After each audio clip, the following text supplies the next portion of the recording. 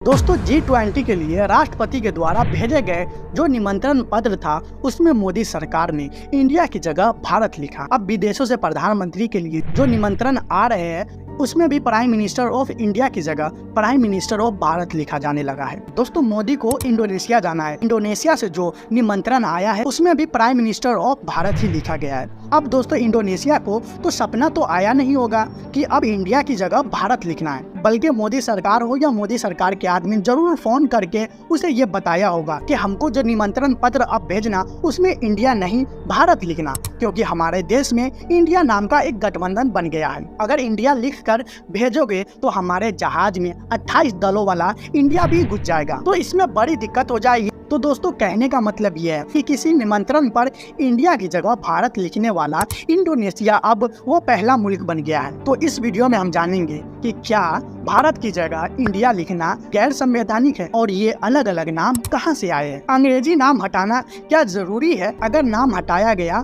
तो क्या हो जाएगा? अगर इंडिया नाम हटाया गया तो कितना खर्चा आएगा? इस तरह के 8 सवाल का जवाब हम जानेंगे। तो इससे पहले आपसे एक छोटी सी गुजारिश है कि हमारे चैनल पे अगर आप नए हो, चैनल को सब्सक्राइब नहीं किए हो तो चैनल को सब्सक्राइब कर लीजिए और फेसबुक पे देख रहे हैं तो फॉलो कर लीजिए और हमारी हौसला अफजाई के लिए हमारी वीडियोस को भी लाइक किया करें। तो चलिए बिना देर किए हुए चलते हैं वीडियो की ओर। सवाल नंबर 1 ये है कि इंडिया नाम जन्म कैसे हुआ? दोस्तों सिंधु नदी को ग्रीस भाषा में इंडस नाम से जानते थे।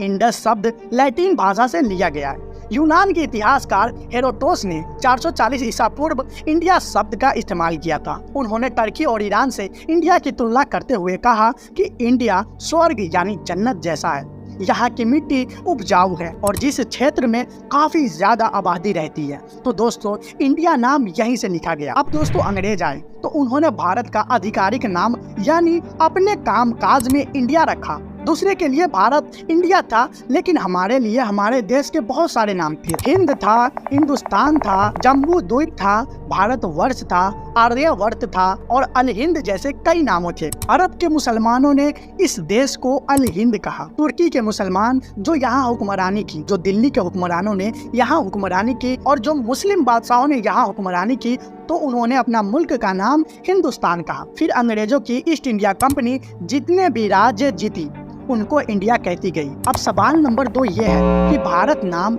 आया कहाँ से? दोस्तों पुराने समय में भारत का अलग अलग नाम रहे हैं, जैसे जम्बू द्वीप, भारत खंड, हिमवर्ष, अजनाभावर्ष, भारतवर्ष, आर्यावर्त, हिंद, हिंदुस्तान और इंडिया। हालांकि इनमें सबसे ज्यादा प्रचलित नाम भारत है। भारत नाम के कई रेफरेंस मिलते हैं, जैसे राजा दशरथ के बेटे का नाम भरत था, उनके नाम पे भारत देश का नाम पड़ा। नाट्यशास्त्र के रचयिता भरत मुनि के नाम से पूर्व वंश के राजा दुष्यंत और शकुंतला का बेटा भरत के नाम से भी देश का नाम भारत पड़ा। ऐसा भी कुछ लोग मानते हैं कि भारत को 16 सर्वश्रेष्ठ राजाओं में गिना गया। सवाल नंबर 3 ये आता है कि जब हमारे हिंदुस्तान का संविधान बना तब बाबा साहब अम्बेडकर ने हमारे देश का नाम भारत क्यों कैसे दिया? सवाल नंबर 3 संविधान सभा में भारत नाम पर क्या चर्चा हुई? दोस्तों भारत के संविधान अंग्रेजी में लिखा गया। जो भी ड्राफ्ट पेश किया गया और बहस के दौरान जो भी प्रस्ताव रखे गए वो अंग्रेजी में थे। संविधान सभा की बहस के दौरान 17 सितंबर 1949 को संघ नाम और राज्य क्षेत्र अखंड चर्चा के लिए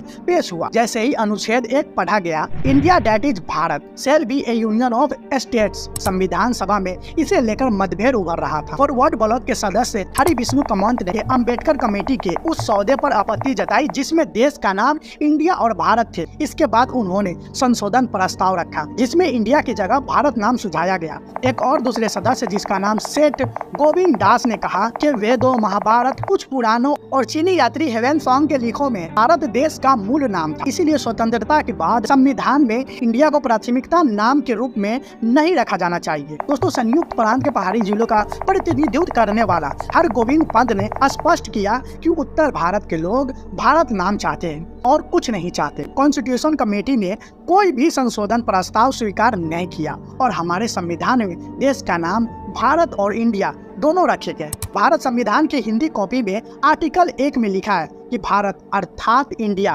राज्यों का संघ होगा, यानी भारत और इंडिया दोनों को बराबर माना गया है। अब सवाल ये उठता है कि प्रेसिडेंट ऑफ इंडिया या प्राइम मिनिस्टर ऑफ इंडिया लिखना गैर संवैधानिक है या नहीं?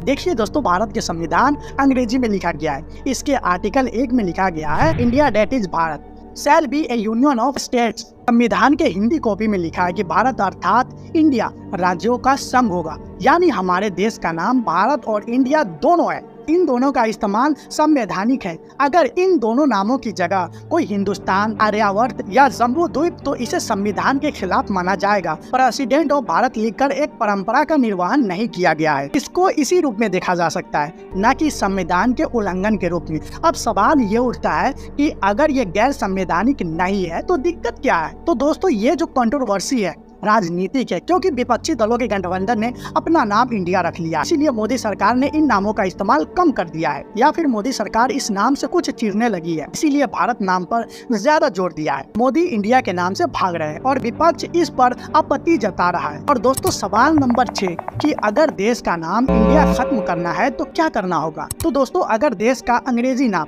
इंडिया खत्म करके सिर्फ भारत करना है तो इसके लिए संविधान में संशोधन करना पड़ेगा। संसद के पास ये शक्ति है कि वे संविधान संशोधन कर सकती है। इसके लिए एक विधेयक लाना होगा और 2/3 बहुमत से पारित करना पड़ेगा।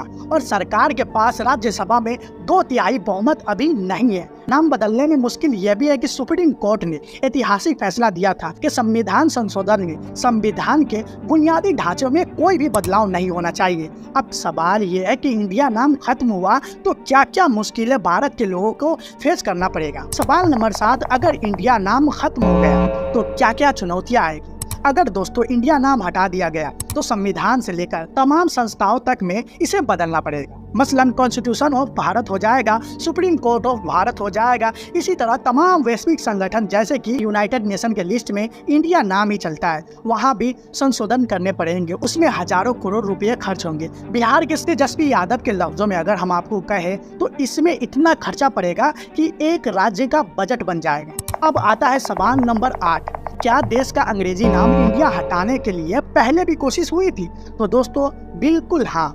2012 में कांग्रेस के सांसद रहे शांताराम नायक ने राज्यसभा में एक बिल पेश किया था। इसमें उन्होंने मांग की थी कि संविधान के प्रस्ताव में अनुच्छेद 1 में और संविधान में जहां जहां इंडिया शब्द का उपयोग किया गया है उसे बदलकर भारत कर दिया जाए। उन्होंने कहा था कि इंडिया शब्द एक सामंतशाही शासन का बोध होता है, जबकि भारत ऐसा नहीं है। शांताराम गोवा कांग्रेस के अध्यक्ष भी रह चुके हैं। 2014 में योगी आदित्यनाथ एक निजी विधेयक पेश किया था। इसमें संविधान में इंडिया शब्द के जगह पर हिंदुस्तान शब्द की मांग की गई थी। दोस्तों, जून 2020 में भी सुप्रीम कोर्ट में एक याचिका दायर की गई थी। सुप्रीम कोर्ट के चीफ जस्टिस S.A. बोबडे अध्यक्षता वाली 3 सदस्य वाली बेंच याचिका को खारिज करते हुए इस मामले में दखल देने से ही बिल्कुल इनकार कर दिया था। दोस्तों, हमारी ये वीडियो जब आप यहाँ तक देख रहे हैं तो हमें ये लगता है कि भारत और इंडिया के बारे में आप बहुत कुछ जान गए होंगे। छोटी सी गुजारिश है कि अगर हमारी वीडियो को आप यहाँ तक देख रहे हो तो चैनल को सब्सक्राइब कर लीजिए, वीडियो को लाइक करें और ज़्यादा से ज़्यादा शेयर करें।